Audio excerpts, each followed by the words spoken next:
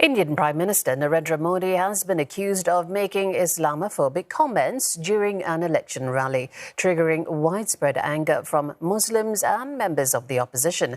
And Mr. Modi said if the opposition Congress is voted back into power, it would distribute citizens' wealth among what he called infiltrators and those who have more children, referring to Muslims in India. Priyata Brajabasi brings us this report from New Delhi.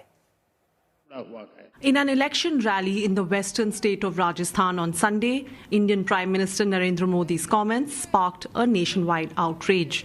और पहले जब उनकी सरकार थी उन्होंने कहा था कि देश की संपत्ति पर पहला अधिकार मुसलमानों का है। इसका मतलब ये संपत्ति इकट्ठी करके किसको बांटेंगे? जिनके ज्यादा बच्चे हैं उनको बांटेंगे। घुसपैठियों को बांटेंगे। क्या आपकी मेहनत की कमाई का पैसा घुसपैठियों को दिया जाएगा? आपको मंजूर है ये कांग्रेस का मैनिफेस्टो कह रहा है। The opposition is calling these remarks hate speech.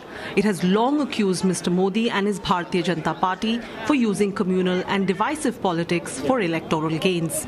India's main opposition party, the Indian National Congress, says no Prime Minister has lowered the dignity of the post as much as Modi. And prominent Congress leader Rahul Gandhi took to X and claimed the Prime Minister was fearful of a loss in the polls and is trying to divert people's attention from real election issues. Modi was reportedly referring to remarks made by former Prime Minister Manmohan Singh more than a decade ago, where he said his Congress government aimed to devise plans to ensure that minorities, particularly Muslims, were empowered to share equitably in India's development and must have the first claim on resources.